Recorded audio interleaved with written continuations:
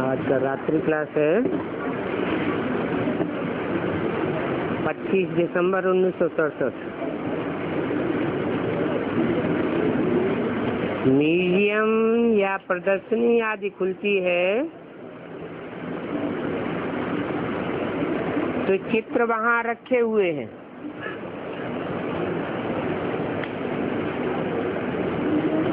उन चित्रों में से पहले किस चित्र पर ले जाते हैं? पहले तो दो बाप का परिचय देना पड़े और फिर बताना पड़े कि बाप किसको कहा जाता है।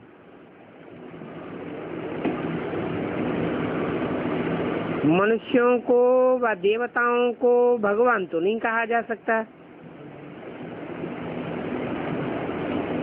बाकी रहा निराकार शिव, उनको भगवान भी कहा जाता है, शिव बाबा भी कहा जाता है,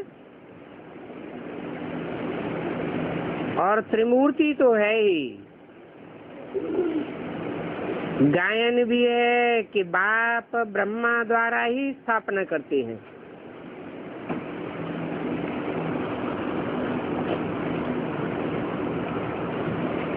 ब्रह्मा द्वारा स्थापना काहे की करते हैं?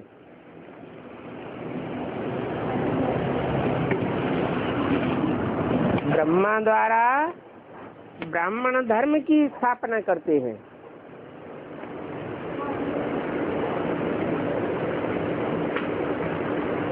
और विष्णुपुरी की राजधानी है।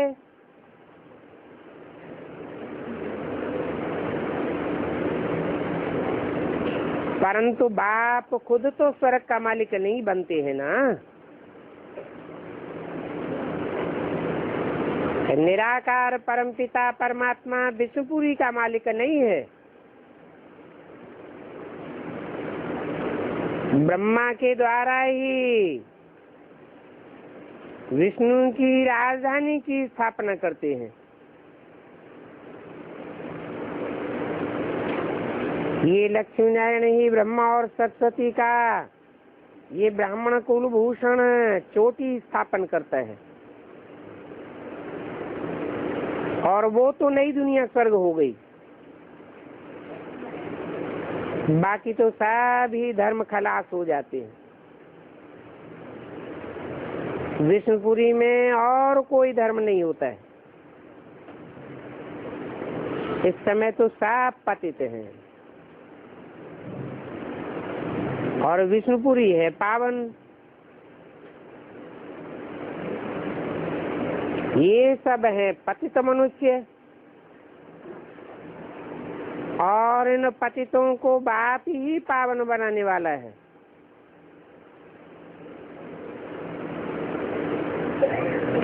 बाप ने बहुत जन्मों के अंत में आकर के प्रवेश किया है।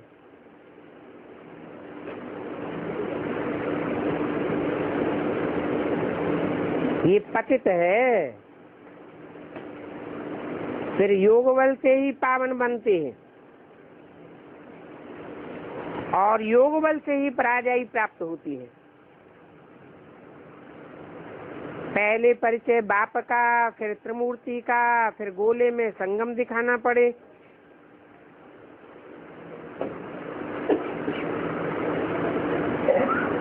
सतयुग में थोड़े होते हैं और कलयुग में बहुत होते हैं। वहाँ होता ही है एक राजा। भारतवासी चाहते हैं वहाँ एकता हो, एक राज्य हो, एक मत हो। सतयुग में एक ही राज्य होता है और वहाँ पवित्रता भी है। अभी अनेकों के विनाश के लिए तैयारी हो रही है।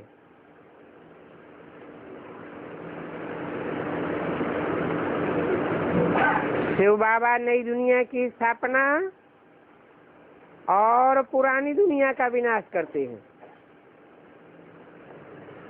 भारत का उत्थान और पतन, ये बात सबको समझाई जाती है।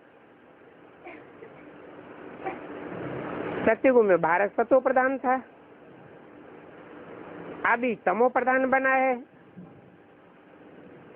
फिर योग बल से सतो प्रधान बन जाते हैं। और कोई भी मनुष्य राजयोग नहीं सिखला सकता सिवाय परम पिता परमात्मा के।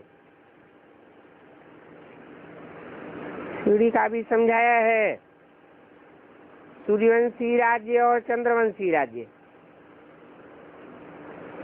और अभी कहेंगे शूद्रवंशी राज्य।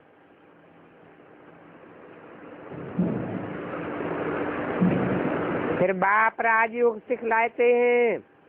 अगर तुम कहेंगे पवित्र बनना है तो वो दलील देते हैं कि देवताओं को भी तो बच्चे थे ना।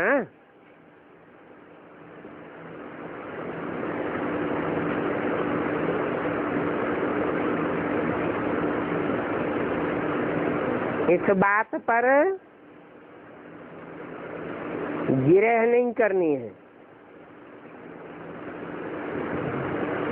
पहले तो टेम्पटेशन दो। बाप स्वर्ग का रचयिता है, तुम स्वर्ग के मालिक थे। तमो प्रधान से अब फिर सतो प्रधान बनना है। मनुष्य तो पवित्रता की बात से ही डर जाते हैं। झगड़ा विघ्न आदि सब इस पवित्रता पर ही होते हैं। तो समझाना चाहिए कि राजयोग तो कोई सन्यासी आदि नहीं सिखा सकते।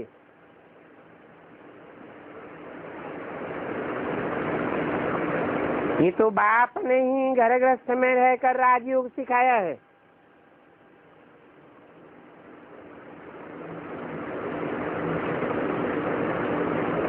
जब भी कोई को समझाया जाता है तो आत्मा समझ करके सुनाना है, देखना है उनको बात समझ में आती है और समझ करके बोलता है। उनकी कान हिलती है, खुशी होती है। अगर वो उल्टा सुल्टा प्रश्न आदि करते हैं तो उनको छोड़ देना चाहिए। जब तक बाप का परिचय बुद्धि में नहीं बैठा है तब तक आगे नहीं बढ़ना चाहिए।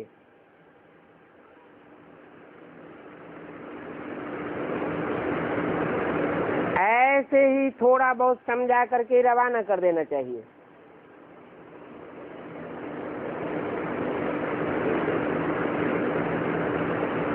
समझ लेना है ये हमारे कुल का नहीं है। बाप तो रचयिता है ना। बाप आते हैं तो आकर के वर्षा देते हैं।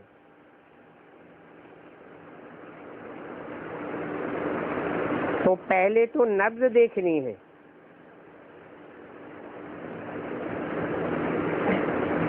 और उनको समझाओ तो भी आत्मा देखना है। हम अपने भाई को समझाते हैं, ऐसे ही समझना चाहिए। बाप कहते माम एकम याद करो, वो बाप है ही ऊंचे से ऊंचे।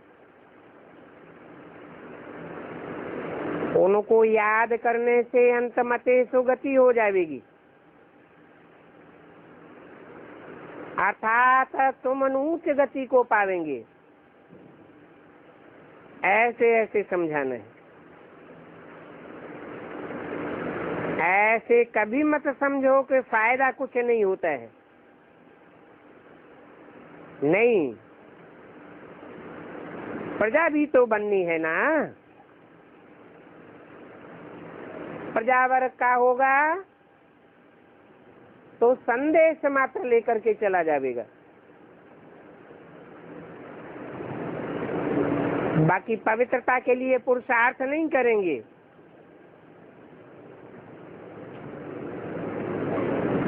पवित्र नहीं रहेंगे तो भी अंत में सजाएं खाकर स्वर्ग में आ जाएंगे। इतने सब पवित्र थोड़े ही बनते हैं।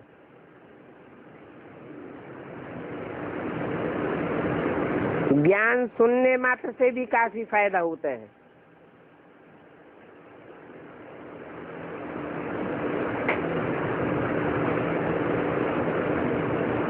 ऐसे ऐसे समझाना है। पवित्र होकर फिर गिर पड़ते हैं, वो तो कोई नई बात नहीं है। बाप तो कहते हैं मैं तो हर 5-4 वर्ष के बाद आता हूँ।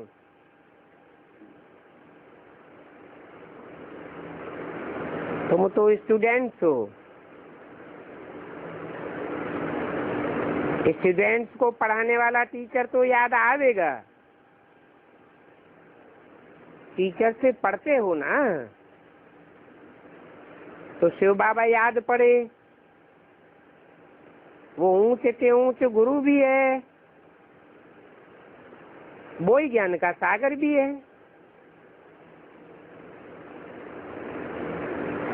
फिर भक्ति और ज्ञान का फर्क भी समझाना चाहिए। ज्ञान सागर द्वारा ही ज्ञान की सदगति होती है। वो ज्ञान सागर तो एक ही है। मनुष्य को कभी ज्ञान का सागर, पतित पावन अथवा प्यार का सागर नहीं कहा जाता है। भल वो अपन को जगत गुरु कह देते हैं, किंतु ज्ञान का सागर नहीं कहेंगे। वो लोग शास्त्रों की अथॉरिटी होते हैं,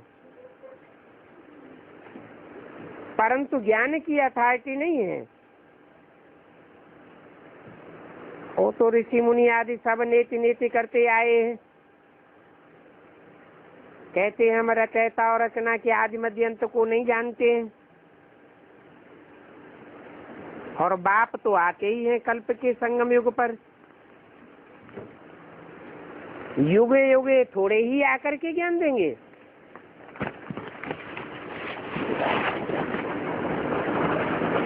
ना आकर के गीता सुनावेंगे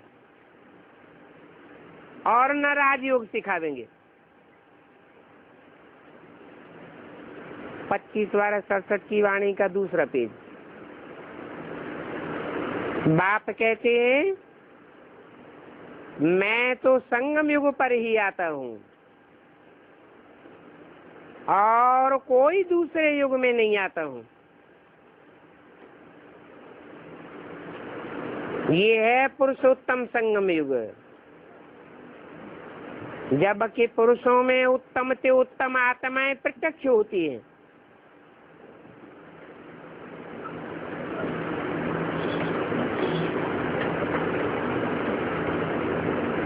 सदगुरु एक ही है, बाकी तो सब नंबरवार झूठ बन जाते हैं।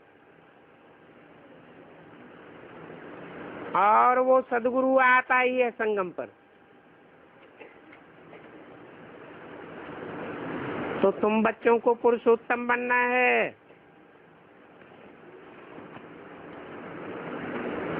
फिर सीढ़ी उतरते आते हैं।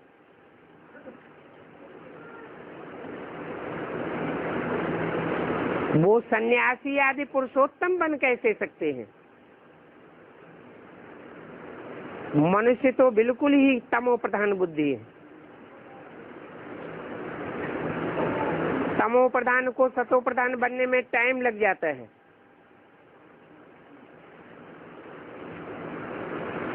उसमें मूल बात है कि देह के सभी धर्मों को छोड़ करके अपन को आत्मा समझो और बाप को याद करना है। बाप पॉइंट्स तो ढेर सुनाते रहते हैं। जैसा जैसा मनुष्य होता है वैसा वैसा उनको मिठाई भी खिलानी चाहिए। समझो कि जो कुछ भी ड्रामा में हुआ वो सब कुछ ऐसा ही था। पास्ट की तो जरा भी फिक्रात नहीं होनी चाहिए।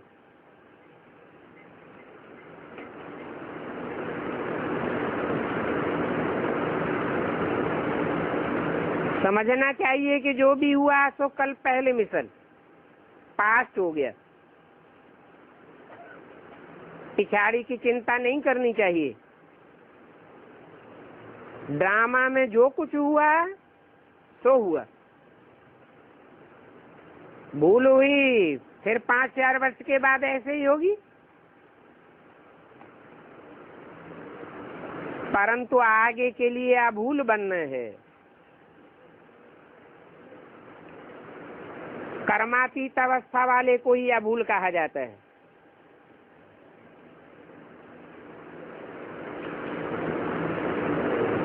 मनुष्य तो भूलों का पुतला है।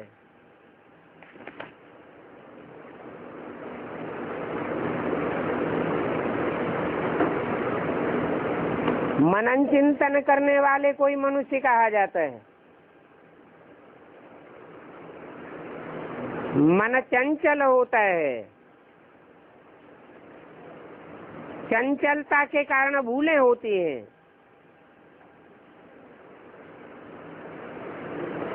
और अभी तो कोई अभूल बन ही नहीं सकता।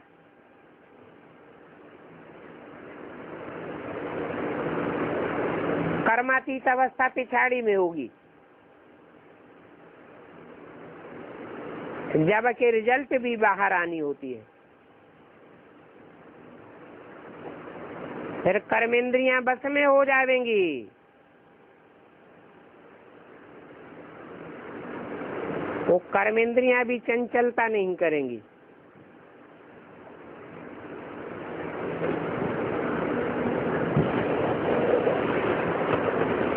पहले कर्मेंद्रियां बस में होंगी कि पहले मन बस में होगा? मन है मूल। मन जब आमन हो जाता है तो कर्मेंद्रियां भी कंट्रोल हो जाती है। चंचलता नहीं करेंगी। आत्मा को याद करेंगे तो फिर कोई भी शारीरिक भान बुरी दृष्टि नहीं रखेंगे। ऐसी ऐसी पॉइंट्स बुद्धि में धारण करनी है। बाप तो बैठे हुए हैं,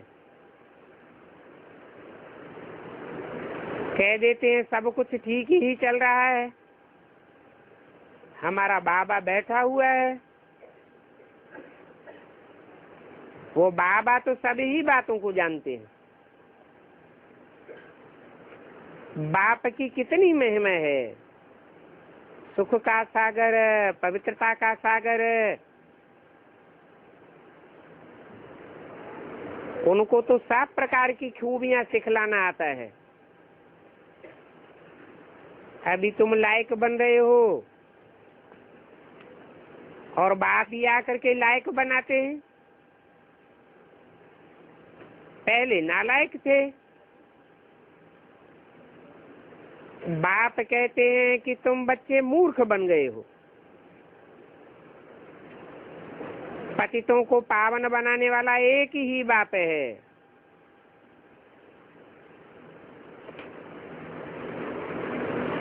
उसको एवर प्योर कहा जाता है। बाकी तुम सब हो सीताएं, और एक ही राम है। सब सीताओं को और भक्तों को पावन बनाते हैं। तो तुम सब भक्तियां भी हो, सीताएं भी हो। बाप कैसे पढ़ाते हैं, कैसे सिखलाते हैं, वो तुम बच्चों को निश्चय है। स्थापना तो होनी है, ड्रामा का तो प्लान है। पुरानी दुनिया विनाश होगी और नई दुनिया की स्थापना होनी है।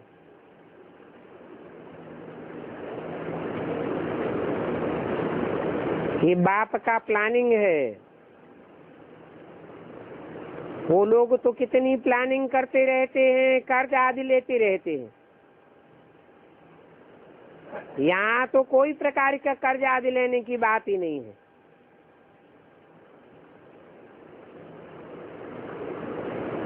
प्लानिंग ही है पुरानी दुनिया का विनाश और नई दुनिया की स्थापना, और वो तो होनी ही है। यही हमारा प्लान है।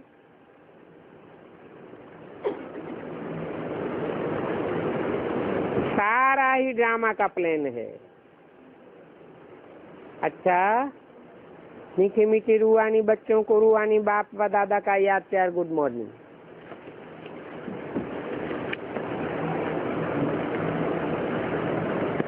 छोटा सा रात्रि क्लास और है। 22/12/67। तुम बच्चों को सर्विस से बहुतों का कल्याण करना है। जितना जितना सर्विस करते जाएंगे उतना अपना भी कल्याण होता जाएगा।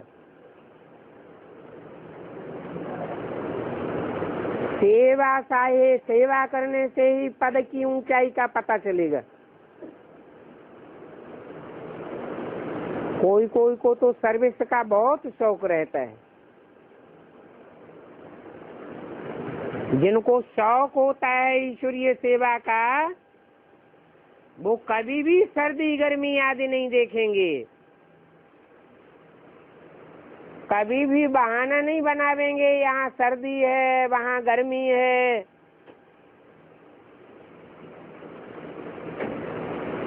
बाप को तो वंडर लगता है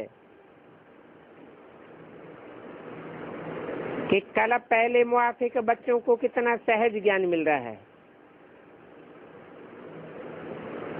ये जो विराट स्वरूप का चित्र है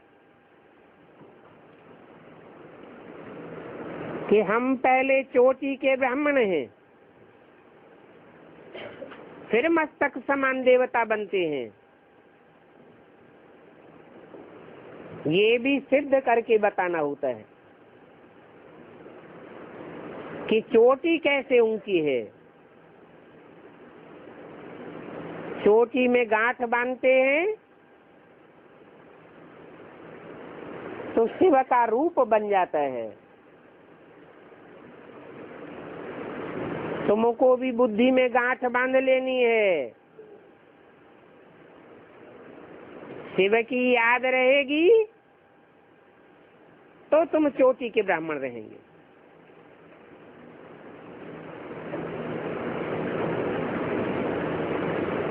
ब्राह्मण के पीछे ही देवताएं होते हैं।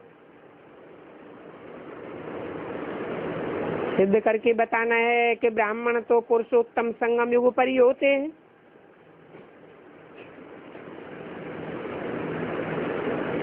और कोई युग में ब्राह्मण नहीं होते हैं।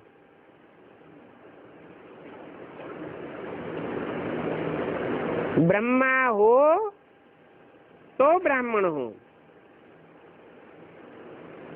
और ब्रह्मा कहा ही जाता है तब जब बाप उनमें प्रवेश करे। जिस तन में भी प्रवेश करते हैं उनका नाम ब्रह्मा रखना पड़े।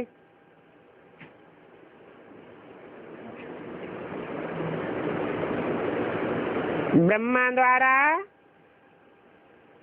शूद्र से ब्राह्मण बना, माना ही ब्राह्मण कुल का हो गया।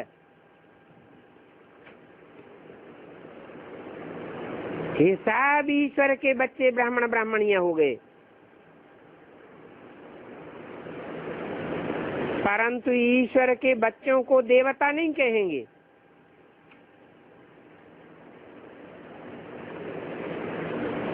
ईश्वर के बच्चों को क्या कहेंगे? ब्राह्मण और ब्राह्मणियां। ईश्वर है शिव, शिव ब्रह्मा के तन के द्वारा ब्राह्मण ब्राह्मणियों की रचना रचते हैं। तुम बच्चे भी हो तो पोत्रे भी हो।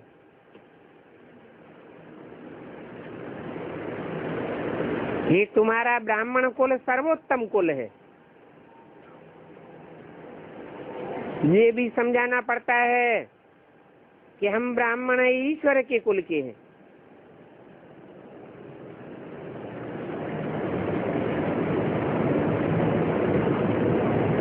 ये सारी प्रजा है। मनुष्य सृष्टि को प्रजा कहेंगे, और ये सारी प्रजा है प्रजापिता ब्रह्मा की।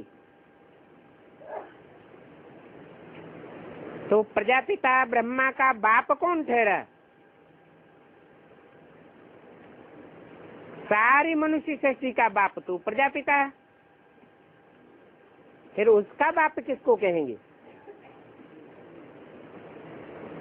कहेंगे शिव बाबा ठहरा।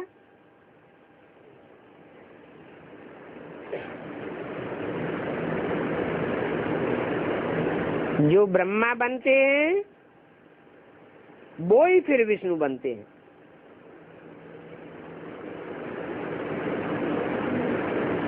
जिस तन में प्रवेश करते हैं नाम ब्रह्मा रख देते हैं। तो जरूर अनेक ब्रह्मा हुए होंगे। कोई एक तन में प्रवेश करने की बात नहीं है। हाँ, एक मुकर्रर कहा जाता है, और बाकी है टेम्परेरी।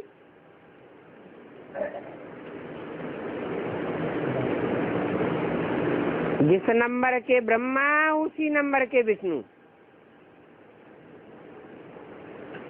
विष्णु की भुजाएं भी तो होती है ना।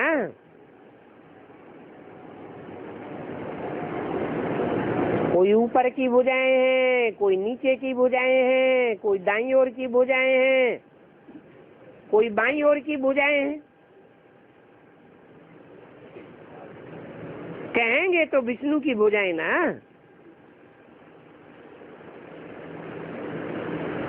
फिर भुजाएं हैं तो भुजाओं को चलाने वाला भी कोई है।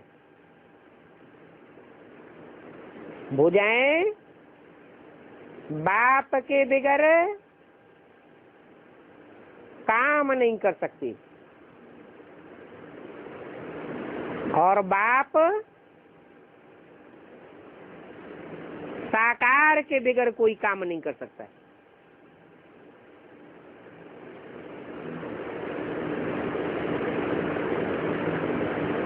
तो ब्रह्मा 5 दिखाए जाते हैं। उनको चतुरानन भी कहा जाता है, पंचानन भी कहा जाता है।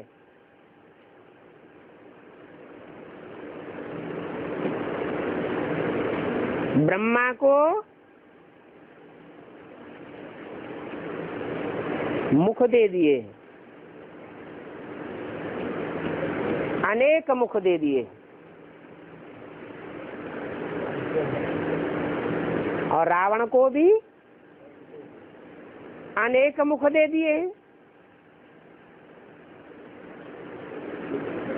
ब्रह्मा है अधूरा पतित और विष्णु है पूरा और पावन।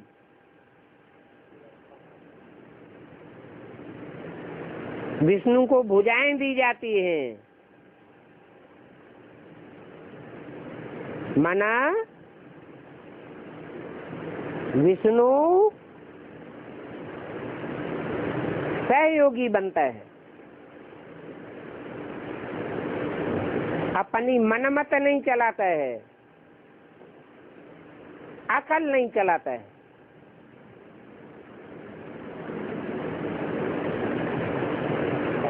मनमत और मनुष्य मत उत्थान करती है या पतन करती है? मनुष्य मत से होती है दुर्गति और ऊंचे से ऊंचे बाप से होती है सदगति।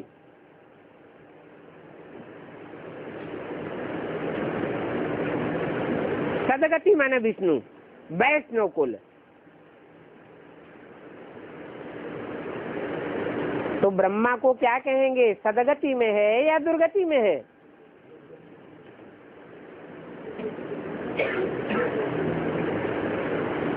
ब्रह्मा को अनेक मुख दिखाए जाते हैं, रावण को भी अनेक मुख दिखाए जाते हैं। तो जरूर तुंडे तुंडे मत भिन्ना अनेक प्रकार की मत चलाने वाले हैं। विष्णु को एक मुख दिखाया जाता है, अर्थात एक मत एक राज्य। बाकी जो भी हैं वो सब भुजाएं हैं, सहयोगी हैं। तो कौन अच्छा? सहयोगी बनना अच्छा या अपनी अपनी मत चलाना अच्छा? पहले तो ये पहचानना है कि ऊंच से ऊंच कौन है। जब तक इस बात का पक्का निश्चय नहीं हुआ है तब तक सहयोग भी किसको देंगे? ऊंच से ऊंच के सहयोगी बनेंगे तो ऊंच से ऊंच कुल के भांति कहे जाएंगे। ऊंच से ऊंच कुल है ब्राह्मण कुल, और ब्राह्मण भी संपूर्ण और असंपूर्ण कहे जाते हैं। संपूर्ण ब्राह्मण माना निश्चय बुद्धि, अपूर्ण ब्राह्मण माना कभी निश्चय और कभी अनिश्चय।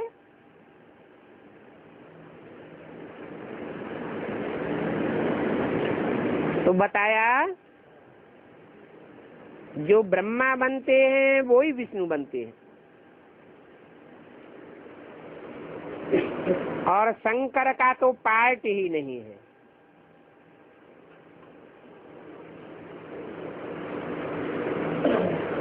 पार्ट बजाया जाता है कर्मेंद्रियों से।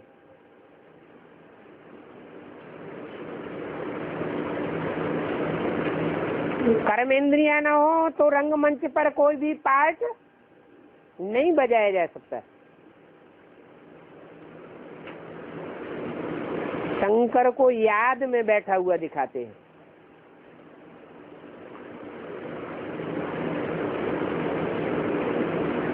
मोस्टली कोई कर्म करता हुआ नहीं दिखाते।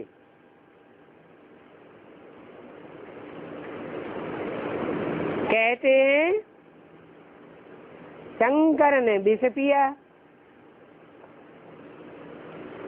तो ये कार्य है अथवा नहीं है? कार्य तो है, परंतु वह कार्य करने वाला कौन है? शंकर है या शिव है? शिव ही विष पीने वाला है। शंकर के लिए नहीं कहेंगे कि वो विष पीता है। जो वर प्योर है वो ही संसार का विषय वासनाओं को पीना कर सकता है। तो शंकर का कोई पार्ट नहीं है, सारा पार्ट ब्रह्मा का अथवा विष्णु का है।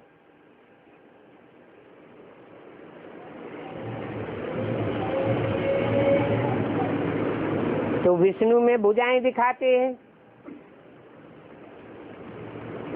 विष्णु के चित्र में मुख दिखाते हैं।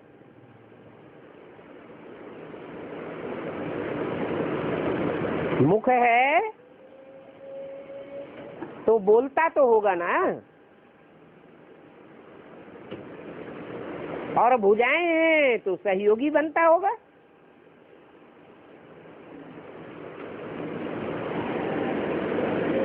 देवताएं तो हिंसक नहीं होते हैं।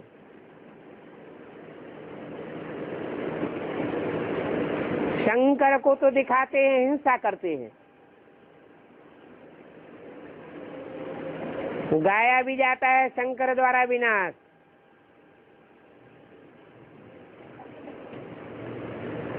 तो बहुत सारी पॉइंट्स हैं समझाने की।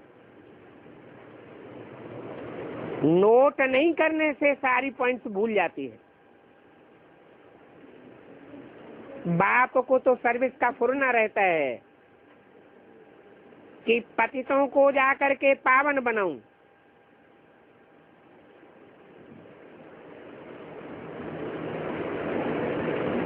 उनको राजधानी का फुरना नहीं है इतना।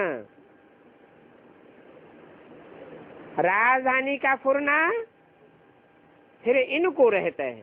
इनको माना किनको? जिनमें प्रवेश करते हैं राम और कृष्ण में,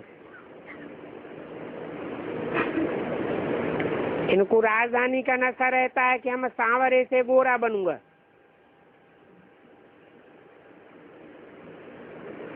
अभी विनाश सामने खड़ा है।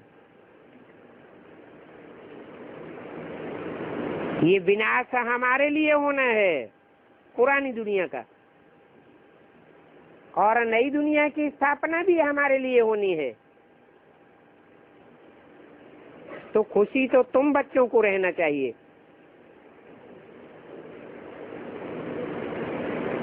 कहते भी हो कि हम तो आए ही हैं नर से नारायण बनने।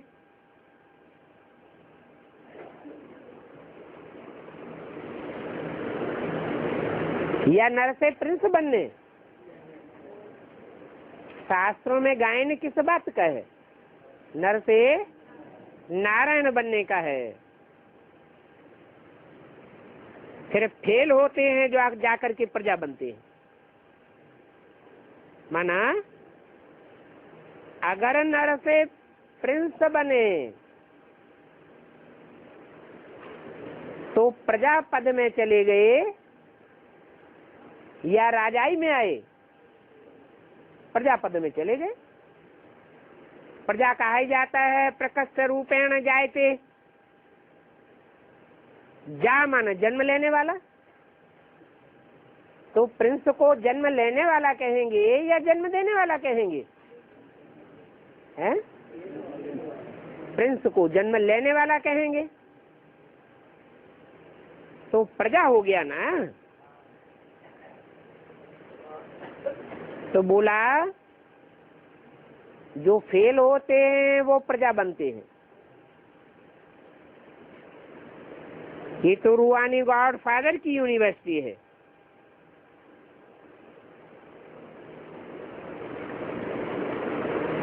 तुमको रूह पढ़ाती है। पढ़ने वाली भी रूह और पढ़ाने वाली भी रूह है। रूह के अलावा और कोई तो पढ़ा भी नहीं सकता है। इस रूहानी यूनिवर्सिटी में पढ़ाने वाला अगर देह अभिमानी है रूहानी स्टेज वाला नहीं है, जिस्मानी स्टेज में रहकर पढ़ाता है तो उसे रूहानी यूनिवर्सिटी का टीचर कहेंगे? नहीं कहेंगे। तो रूह के अलावा और कोई पढ़ भी नहीं सकता है और पढ़ा भी नहीं सकता है। बादशाही मिलती है तो कोई कम बात है क्या? ये रूहानियत की प्रैक्टिस करनी पड़े।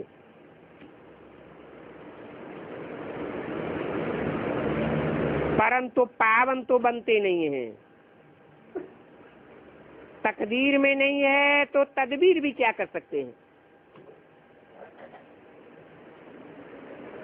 बाप खुद ही आकर के कहते हैं अभी काम शिक्षा पर मत चढ़ो, ये तुम्हारा अंतिम जन्म है, विनाश सामने खड़ा हुआ है।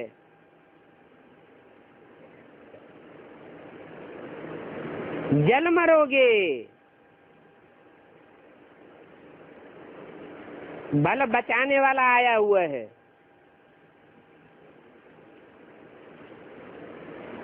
तो उनकी मत पर चलना पड़े।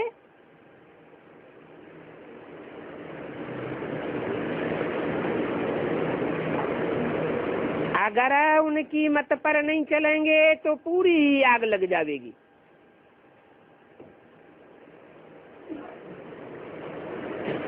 तकदीर में नहीं है तो प्रैक्टिकल में आए हुए बाप की बात भी नहीं मानते।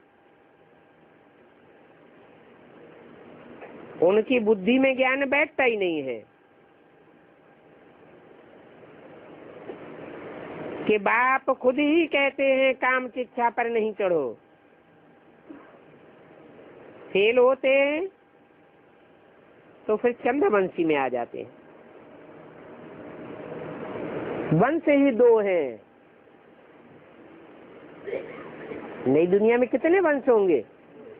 दो ही वंश हैं, सूर्यवंश और चंद्रवंश।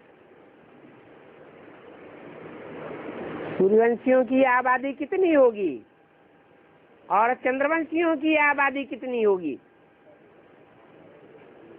हैं? सूर्यवंशी होंगे, सतयुग में होते हैं सूर्यवंशी और त्रेता में होते हैं चंद्रवंशी। ज्यादा से ज्यादा दोनों की आबादी कितनी होती है?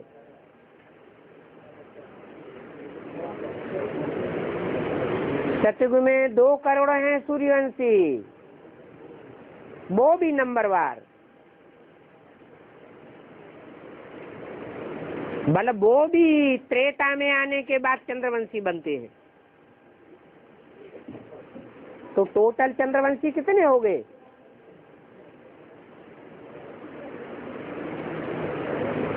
10 करोड़। उनमें कहेंगे 8 करोड़ हैं पक्के चंद्रवंशी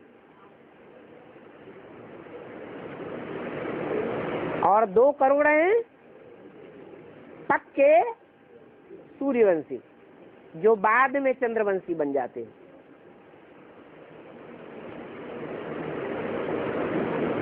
जो फेल होते हैं वो चंद्रवंशी कहे जाते हैं। उनकी बुद्धि में ज्ञान नहीं बैठता है।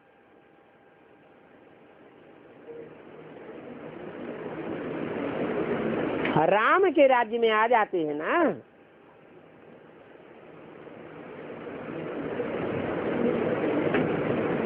कम पास होते हैं तो राम के राज्य में भी पिछाड़ी में जाकर के राजा बने।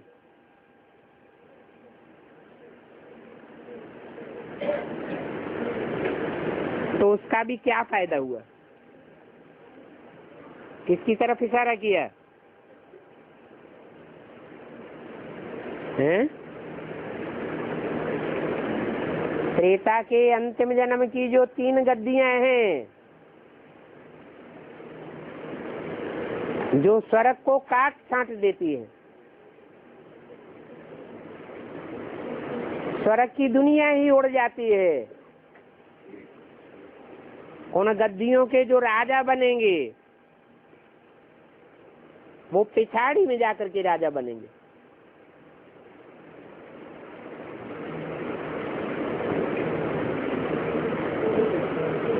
कटिंग ही करते रहते हैं, क्रिटिसाइज करते रहते हैं।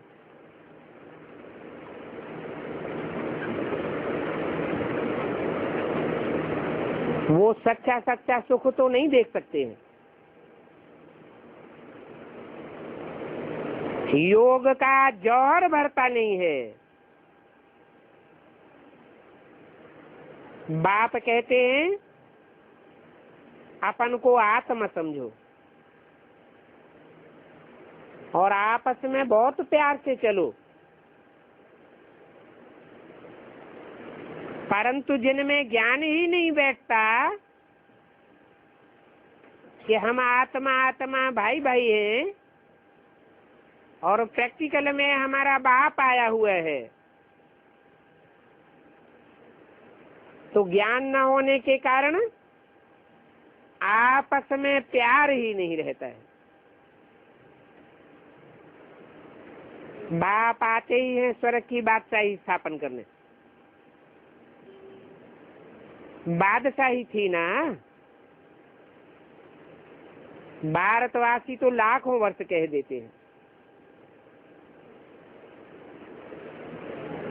ऐसी बात कहने से फिर सब कुछ भूल गए हैं। कभी कभी समाचार आते हैं, बच्चे गिर जाते हैं, तो बाद में बाप को पता पड़ता है, अरे तुम तो काम शिक्षा पर बैठकर जल मरे। फिर 100 गुना दंड लग जाता है।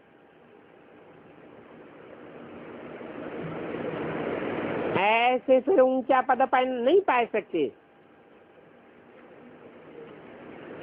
क्योंकि बाप की निंदा कराते हैं।